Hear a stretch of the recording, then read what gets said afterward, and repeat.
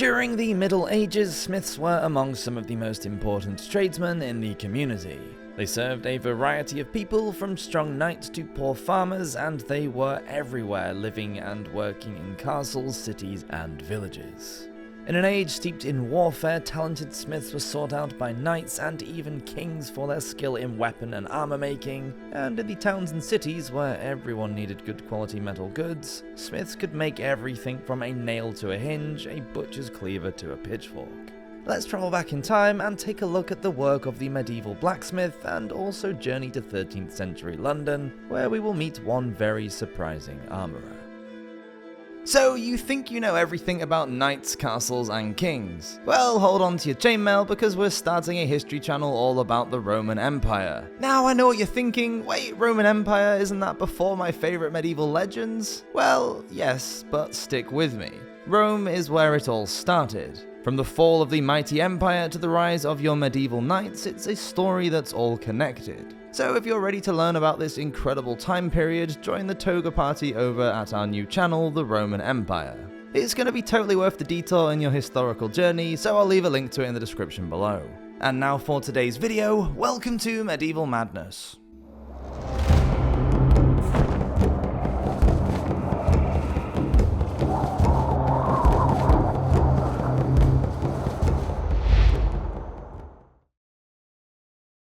Black gold.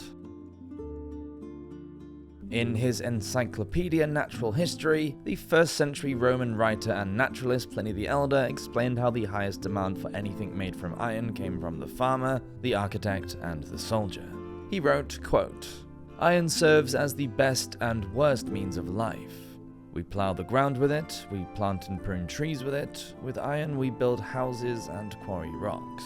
We employ it for all kinds of useful purposes, but we also utilize it for wars, slaughter, and plunder, not only in direct encounters, but also as a winged missile."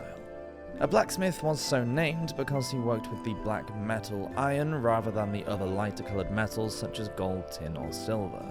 In the early medieval period, blacksmiths were usually found working within the walls of castles and manor houses. Iron was scarce and more likely to be used for armour and weapon making. Their forge would be set up in the courtyard, and they would travel with their lord along with their forge wagon as and when required. Depending on where a blacksmith had set up his shop would determine what goods he produced. A village smith would likely cater to the farming community and forge the heads of tools such as pitchforks, shovels, and axes, as well as plowshares and horseshoes, nails, hinges, locks, and keys. Many would work as armourers, producing chainmail, swords, daggers, and lance and arrow tips. In the towns and cities, especially in the later Middle Ages, demand was high for goods such as door furniture, especially once Gothic architecture became popular. Methods and equipment had greatly moved on by this point, and a smith would be expected to produce more intricate work, such as elaborate hinges and locks for cathedral and church doors, or filigree chandeliers for wealthier households. The mastersmith. A mastersmith usually employed several apprentices and taught them from a very young age. However, just processing through the ranks from an apprentice to a journeyman didn't necessarily mean that a smith would become a successful master. For that, a little luck was needed, along with sponsorship from a wealthy patron. Apprentice smiths began work from as young as the age of 7. The boys would be sent by their parents to learn the craft of smithing, and from that point would live with their master, who would teach them the trade in return for completing manual jobs around the shop. The apprenticeship could last anywhere between 5 and 7 years before they could claim journeyman status. It all depended on how quickly a boy could pick up the skills and the level of craft needed for the job. During this time, a master could punish their pupils as they saw fit, and many were beaten or starved if they misbehaved. This is how the master himself would have risen through the ranks. It was a system that was intended to create the best blacksmiths, as well as control the number of workers, decrease competition, and uphold the reputation of the work. Knowing that it was the master who would suffer financially if any apprentice's work was substandard, meant that the master was unlikely to be too forgiving towards their student. Journeymen were permitted to work alongside their masters and leave and work at another business, or even try and set up their own. Iron Men. By the 12th century, the Blacksmiths' Guild had been founded, and in the towns and cities, smiths worked under their authority. Once a journeyman became a local guild member, they would receive assistance and opportunities from that organization for the rest of their life, and in doing so benefited from establishing a good reputation in their communities. Each guild would have its own rules and regulations.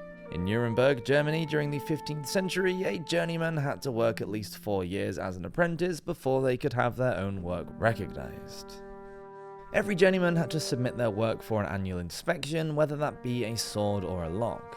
It was only once the guild had approved their craftsmanship as being at the required level that they could move up to master status. Masters benefited from certain privileges within their guilds. They could vote on measures such as price setting and could also put forward work for review. It could take years for a master blacksmith to produce a piece of work unique and expert enough for guild assessment.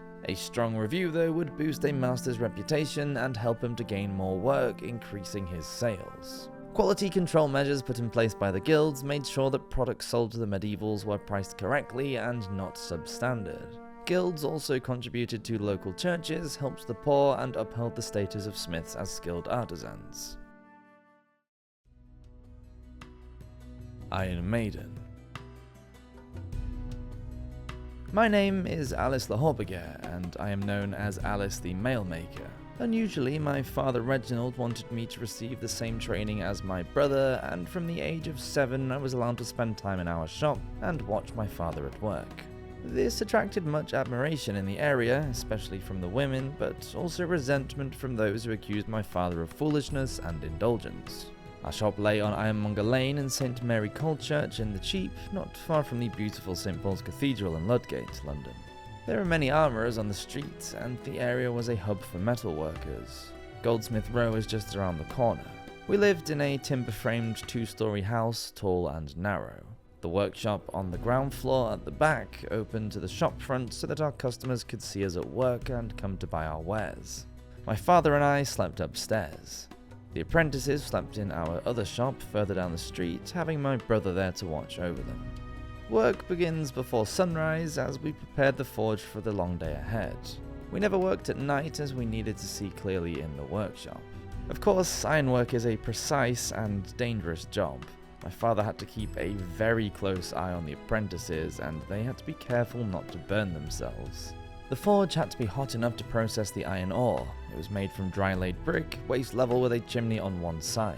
We kept the fuel pile outside behind the workshop to minimize the danger of fire. One of the apprentices had to collect the fuel, making sure that there was always enough charcoal in the forge. The bellows directed air into the forge from the side and had to be continually pumped by one of the 2 apprentices. Each took turns as the job had to be carried out non-stop for the entire day. As well as the forge, the shop had metal-shaping tools like the anvil and beak iron, a workbench, a shatterproof hammer, and the quenching tub of water to quickly cool the metal. The flame needed to be hot enough to process the iron ore and forge the tools. When the metal had cooled so much that it was no longer malleable, it had to be reheated and the whole process began again. It was hard, hot physical work, hammering and bending the iron, and each blow had to be made with precision. Over the years, I became famous for the strength and artistry of my armor. I began by forging down an iron bar and then drawing it out into a wire. I formed small rings from the wire and then linked them together to make a mesh. Each ring linked to 4 others to ensure that they would not split open when the wearer received a slicing or stabbing attack. Some made their rings with solid links punched out of a sheet of metal, but I riveted the rings closed to make them strong. I also flattened them with pliers and a hammer to make the armor more comfortable, compact and robust so that the wearer would be able to resist even the sharpest arrow. There was a great call for mail armor, especially with King Edward being at war with the Welsh. Many soldiers returned from the fighting having looted the armor from their dead enemies, so we bought it from them for a low price and then melted it down to use again. Iron Will. Many of the shopkeepers liked to brag about their wares, the carpenter, the butcher, the baker and the cook, about how they were vital for the survival of the people. But they would have no knives for chopping, no pots for cooking, no nails for building, if it wasn't for the smith. So we were very busy in the shop. The women of Cheap liked to support one another, and because I was an apprentice, they would bring their cauldrons to be repaired and buy pins and brooches to hold their clothes together. As time went on, we only found our little shop becoming busier, and my father was able to open another just further down the street. My brother worked there with 2 more apprentices, and my father oversaw the business as master smith. My main concern, however, was the armour for which I was famous across the city, and I took pride in my work.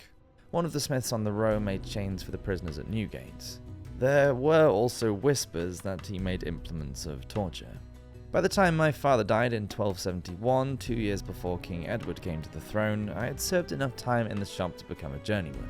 My father had trained me in the different processes of forging work, and I was able to bend, weld, and draw the iron to lengthen the metal, making all sorts of household implements for the people of London alongside my intricate armour work. Although, as a woman, I was not able to join the guild, my father left me one of his shops in his will, knowing that I was more than capable of running the business, as I'm a gifted smith. I did, however, make sure to take on a young girl and indented her as my apprentice so that I could pass on my skills to another. Like myself, Agnes will never be able to become a master by title, but she will be able to earn a good living and to support herself. Alice La Haubergère actually lived and worked in London during the 13th and 14th centuries. She was active as a blacksmith between the years 1271 to 1310. Alice was trained as an armourer by her father. Although she married twice, she kept her occupational maiden name Haubergère, which meant mail maker, rather than changing it to the surname of her husband. This was very unusual for the time. She also owned a brewery and was a landlady renting out tenement housing. She was one of the earliest known female blacksmiths in England. Thank you so much for watching this episode of Medieval Madness. Please do subscribe if you enjoyed it, as we do release a new video every Friday. So until next time, I hope everyone has an amazing week. Cheers!